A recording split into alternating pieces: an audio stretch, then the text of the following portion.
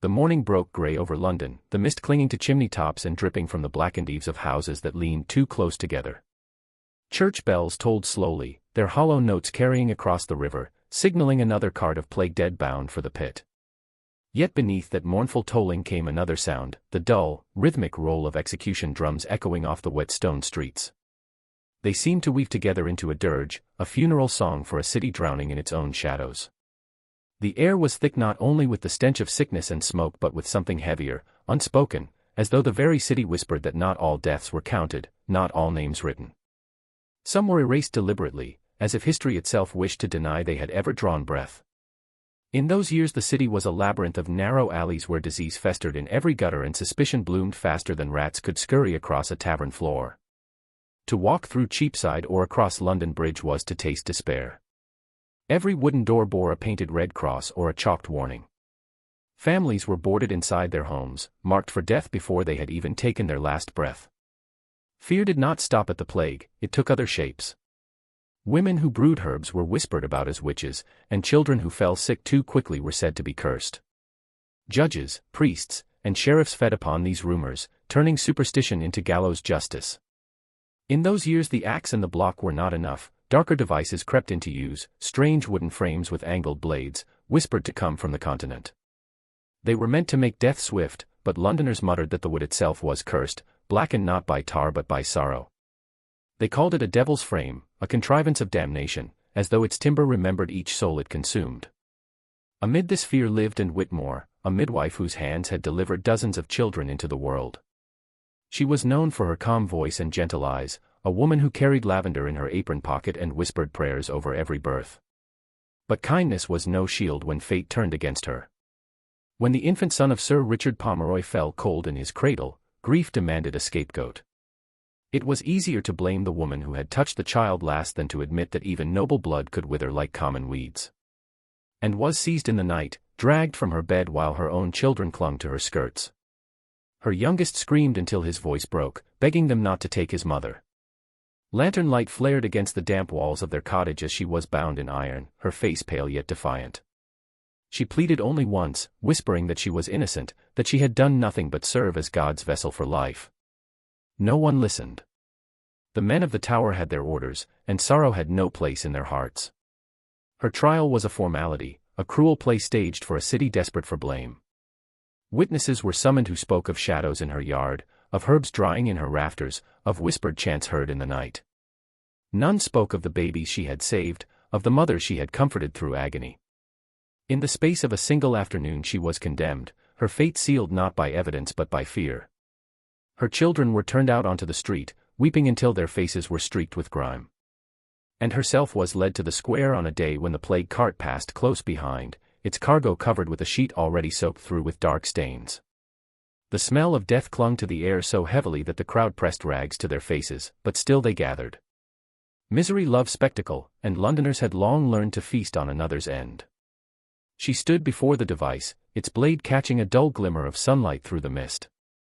The priest at her side declared her damned, his voice trembling not with pity but with eagerness, as though each syllable secured his own salvation.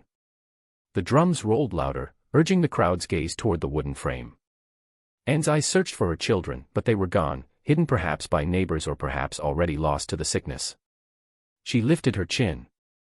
There was no scream when they forced her down. The silence was broken only by the crack of the blade as it fell, swift and final. A gasp went through the crowd, and then nothing but the restless shuffle of feet and the turning away of faces.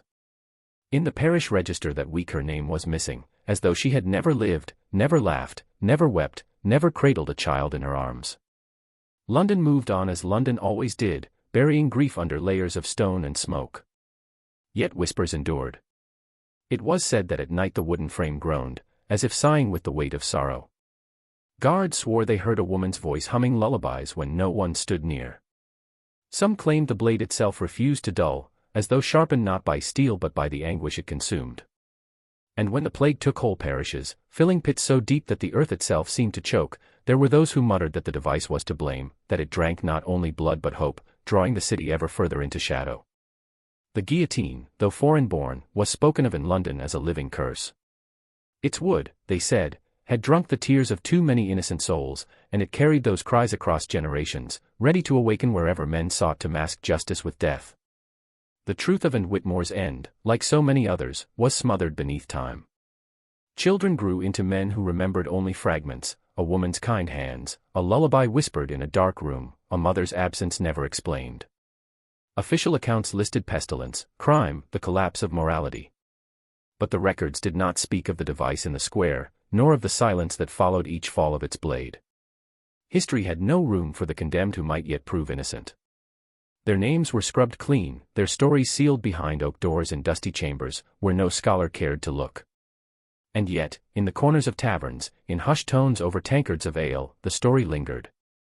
Old men swore that London carried a secret grief, heavier even than the plague carts, heavier than the blackened smoke of burning houses. They said it was sorrow carried in the wood itself, in that cursed frame that had swallowed the voices of mothers, daughters, sons, all lost to superstition. To touch it was to feel the chill of hands grasping from beyond, desperate to be remembered. And though the plague years ended, though fire and rebuilding would one day remake the city's face, the memory of that device lingered like a shadow that no flame could burn away. The bells tolled again, one morning much like the one when Anne's life had ended. Another cart rolled through the streets, wheels creaking under the weight of the nameless dead.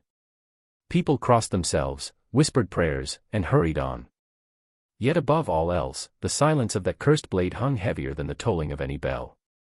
London could bury its plague victims in pits, it could burn its houses to ash, but it could never bury the truth carved into the grain of that wood. The city had not only killed its own, it had erased them. And in that erasure lay a deeper death, one that no grave could contain. And so the dawns of London remained grey, the drums and bells forever mingling, carrying into the air a sorrow no historian would ever write. The plague carts buried bodies, but the guillotine buried truth itself. The sea was not wide enough to leave England's shadows behind. In 1692, the cold wind that swept across the Puritan settlement of Salem carried with it more than winter's bite, it carried the same whispers that had poisoned towns and villages across the old country. The houses stood in rigid rows, timber and stone blackened by smoke, their windows shuttered against the night. Yet shutters could not keep out suspicion. Whispers of witchcraft coiled like smoke through every home, tightening around necks unseen. Men spoke of Satan stalking the lanes, women clutched their children tighter, and every soul believed the devil might sit at their own table. Across the Atlantic, the old world's fears had not died, they had only found new soil, eager to root deeper. And with those fears came the tools of justice, carried in crates and memory, following the faithful across the sea like a curse. Salem lived in dread, its heart beating in time with the gavel of the magistrates. Neighbors turned against neighbors, their accusations falling like snow, cold and relentless. A cow that sickened, a child that cried out in her sleep, a loaf of bread that burned in the oven, all became evidence of witchcraft. Courts filled with trembling witnesses eager to prove their loyalty to God by condemning another. The ministers' voices thundered from pulpits, warning that mercy was weakness, that compassion was temptation, that suspicion was righteousness. The gallows stood waiting, a grim silhouette on the hill, but it was not the only shape of death. Hidden behind wooden doors in the square stood something stranger, a wooden frame of English oak, its blade heavy and waiting. It had been whispered that the device had crossed the ocean on a merchant ship, a relic from England's darker years, meant to bring swift judgment in a land too wild for hesitation. No records named it, yet people swore they had seen it. Some said its timber was darker than ordinary wood, as though it carried sorrow in its grain. It was justice imported, a shadow passed from the old kingdom to the new. Among those caught in Salem's storm was Abigail Turner, only 17 years old, her life still filled with dreams that would never be lived. She had once believed in summers filled with laughter, in walking barefoot through meadows, in marriage and children of her own. But envy is a sharper blade than steel, and it was envy that condemned her. When 2 village girls collapsed in fits and cried that Abigail had bewitched them, the court was swift to believe. She was seized at dawn, dragged from her home while her mother screamed and her brothers tried to hold the soldiers back. Chains bit into her wrists until her hands turned white, and still she clutched a small Bible pressed against her chest, its pages damp with tears. She whispered prayers as they led her through the streets, her voice trembling yet clear, asking God not to forget her even if men would. She prayed for forgiveness for those who accused her, prayed for her family's safety, prayed for a freedom she already knew she would not see again. Yet beneath those prayers beat a quieter fear, one that dug deeper than death, that when she was gone, her name would be swallowed by silence, as though she had never lived at all. On a bitter morning, when frost glazed the earth and smoke curled sluggishly from chimneys, Abigail was led into the square. The crowd pressed close, their faces pale against the biting air, their silence broken only by the ministers whose voices thundered like judgment itself. They declared her damned, a servant of Satan, her soul already promised to the pit. Their words fell like stones upon her, but she did not cry out. Her gaze rose, searching the crowd for someone, anyone, who might speak in her defense. But no eyes met hers. Mothers drew children closer, fathers clenched their jaws, none daring to risk their own fate by pitying her. Behind the ministers, the wooden frame waited, its blade stained darker than any steel should be, as if carrying the sorrows of England centuries across the sea. The drums began their roll, low and steady, filling the air with dread. Abigail's Bible slipped from her hands into the frozen dirt, its pages fluttering open as though in protest. She whispered one last psalm, her lips trembling, her breath white in the cold. Then the hands of men forced her down, her hair falling across her face, and the blade descended. The sound was sharp, final, yet it echoed as though the earth itself mourned. A gasp passed through the crowd, and then silence deeper than prayer. What Salem chose to record was different. The official account spoke of gallows, of 19 hanged upon the hill, of rope and scaffold and swinging bodies in the wind. They did not speak of a blade, of a frame of oak carried across the sea, of the device that waited in the square. Yet hidden among letters, in testimonies whispered but never published, fragments of the truth survived. Some wrote of a morning when no rope was seen, only wood and steel. Some swore they saw Abigail led not to the gallows but to a darker place, where justice wore a different shape. Those voices were quickly silenced, their words struck from record, their letters hidden or destroyed. The magistrates feared scandal, the ministers feared shame. Better to let history speak of rope and gallows than to confess the shadow of England's curse had touched American soil. The relic of sorrow was erased from memory, though those who had seen it never forgot. Still, whispers lingered in Salem. Children grew up hearing tales that when the wind blew just right, it carried a sound like groaning wood, or the echo of steel falling on an unseen block. Some swore they heard a girl's voice praying in the square long after nightfall, her words lost to time yet filled with sorrow.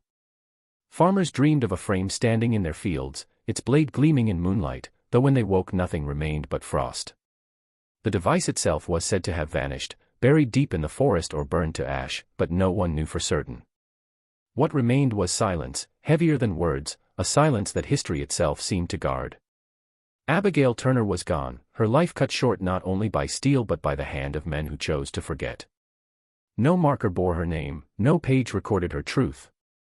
She was buried in silence, remembered only in the whispers of those too afraid to speak aloud. The Salem trials would be remembered as madness, as hysteria, as gallows justice, but her death would not be told. She had been erased not just from life but from history itself. Her voice was silenced not only by steel but by history itself. And not a single page in Salem's records dared to remember her name.